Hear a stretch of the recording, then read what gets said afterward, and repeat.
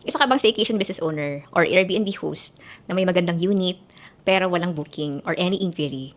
I feel you because I've been in your situation before. Hi, I'm Vilma and I'm the unit operator of Tampisaw Suite City Staycation with Bathtub in Quezon City, and we also have Tampisaw Alon, a coastal boho unit in Trees Residence, Fairview, Quezon City. As of time of recording, this is my 4th month operating Tampisaw Suite, and on our first month, I admit na wala talaga kaming gaanong booking. Yung booking namin just enough to cover the rent, pero kulang pa pang expense and utilities. So out of desperation, I told myself, I have to make this work kasi may investment din tayong nilabas para dito. At sayang naman kasi napakaganda ng unit pero walang booking. So on our second month, we tried different ways to market our unit and we doubled down really on marketing and marketing budget. Some of it are effective, some are not, and waste of money. But the things that we did to market our unit that are effective led us to have fully booked months from March, April, May, and even June. And even this July, we expect that this is a lean season. We still have 2 weeks advance booking. So in this video, I will share the 7 ways that we market our unit, and I will rank them from the least effective to the most effective. When I say effective, I mean that the thing that we did led to a conversion or a booking. So the first marketing way, and I can say the least effective form of marketing, is inviting our friends, families, or circle of influence to book in our unit. Some friends I really appreciate that they express their intent to book in this unit kasi hindi pa kaya ng schedule with this, which I understand. I don't actually PM or hard sell my friends and families to book in this unit, but I usually share our posts from our official page to my personal page.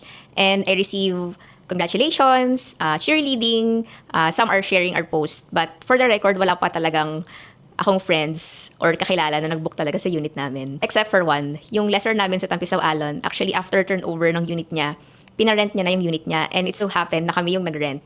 At sabi niya, gusto niyang ma-experience yung unit niya. So, when Tampisaw Alon started to operate and we opened our doors in Airbnb, nag-book sila para ma-experience yung unit nila. So, thank you Charles and Ma'am Joal for your support in Tampisaw Alon. For me, it's still okay to promote your unit or your business to your friends, family, and sphere of influence. For them to be an instrument of word of mouth if ever they know someone who may need an Airbnb. The second thing that we tried to promote Tampisaw Suite is to promote our unit in Facebook groups related to Airbnb, staycation, short-term rental, groups in the area, or even in Metro Manila. Actually, ang observe ko, ang mga gumawa ng mga Facebook groups na to ay staycation owners din. So, that is their groups to promote their unit. However, that is flooded with lots of staycation owners din at pababaan ng presyo. And also sa mga staycation group, uso yung mga looking for na maraming demand pero sobrang mura yung asking nila. And in that department, hindi kami mananalo dahil hindi affordable ang unit namin. For the record, wala pa akong naaalalang nakuha naming leads or booking from Facebook groups. Kahit hindi effective, actually, we still continually share or post in Facebook groups para we can retarget those who watch and finish kahit kalahati ng videos namin. I will explain that strategy on the later part of this video. The third thing that we tried to promote Tampisaw Suite is to hire celebrities and influencers that have high following. These influencers have at least 100,000 followers from one platform alone. Thinking and hoping we can capitalize on their influence to attract some buyers sa unit namin. Pero actually, wala kami naging conversion. I don't want to speak bad rap regarding these influencers. Pero ang observation ko kasi, yung content nila nakafocus na sa personality nila, sa content nila, and not highlighting yung unit mo or yung product na gusto mo ipapromote. Parang segue na lang or extra sa content nila yung unit mo, which for me as a business owner, that's not what I want. I actually learned after our 2 failed collaboration with an influencer. So, on our 3rd collaboration, nag-send na ako ng brief, what we expect, what to speak about the unit, ano yung i-highlight mo. 3rd influencer is actually good. Marunong siya mag-voice over, na-highlight niya yung unit namin. Kaso sad to say, nasa house rules namin na bawal mag-smoke, pero nag-smoke pa rin sila. And that prompted us to cancel our booking sa next day dahil kailangan namin magpa-deep clean. Because we advertise our unit na non-smoking, pero amoy smoke yung unit namin because of an influencer who did not respect the unit. So, learning from that mistake, I realized kahit collaboration, you have to ask them for a security deposit just in case they did something wrong in your unit. From those influencers, hindi naman actually ex-deal, discounted lang. Still, sayang yung investment namin and yung time and yung day na sana booking na siya was sayang kasi hindi naging effective for us. So, ayun. But wait, actually, if you have an influencer with high following, you can use their content for your social media posts, for your ads, and if you can ask for their raw videos or pictures so that you can use it to create more videos out of that. The fourth thing that we tried to promote Tampisaw Suite is to use TikTok ads. We are uploading organic content in TikTok every day. So that is just a simple video with hook, with trending audio. Some of our videos are favored by the algorithm and having huge viewerships and engagement.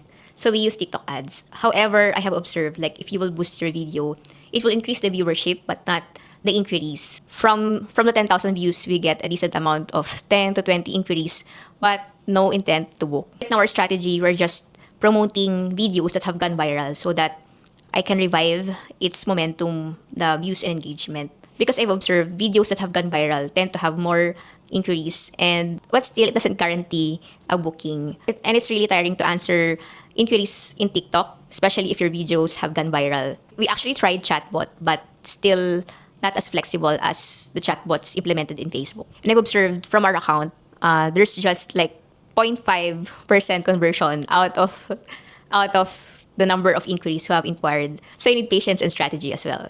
The fifth thing that we did to promote Tampisaw Suite is actually to use Facebook ads. Since we are using video content to promote our unit in TikTok, we cross-post it in Instagram and Facebook. The strategy that we're doing right now is that we retarget those people who watch for around 50%. So that signifies that they are interested. We create custom audience to retarget them and find lookalike audience.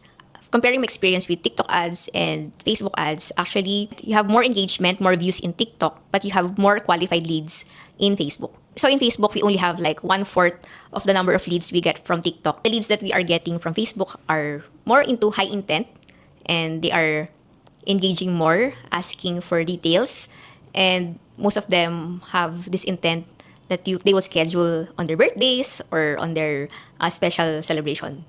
So right now, even if we are getting viral videos in TikTok, we still build our audience and community in Facebook because of number 6. The sixth thing that we tried to promote Tampisaw Suite is to follow up our previous inquirers and customers. And you have flexibility to do that in Facebook.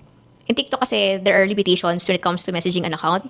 If the account is restricted, you cannot message them. If you are not following each other, you can only message them once. And even if you've already messaged them, they're able to read your message. If they haven't replied, you cannot re-message them after 24 hours. But in Facebook, actually, you can use chatbot to re-engage them within 24 hours and also opt them into a marketing message and also message them manually even after 24 hours. If nag-ads ka na din naman, you're spending money to get inquiries, follow them up because most customers will not message you on first touch point. Kailangan mo din silang ligawan. Magpapansin ka muna. Lagi kang magpakita. And then, sila na yung lalapit sa'yo. And the seventh thing that we did to promote Tampisaw Suite, and for me the most effective, is organic video content and consistent posting in TikTok. In TikTok, actually, you do not need to have like a very polished video. Like, it can be raw. You can share your behind the scenes. You can speak to your audience through a talking head like this. Or you can just pan a video of your unit and collage it with other videos. Use trending sound. Add a hook on the title, and let TikTok find an audience to your videos. On our second month, we're really committed to creating TikTok videos every day. And that led us to multiple viral videos. And that resulted to our fully booked units for several months. So that's it. I hope this helps. And if you find this valuable, you may also join our Facebook group where I will share my knowledge in business and also in Airbnb. Thank you so much.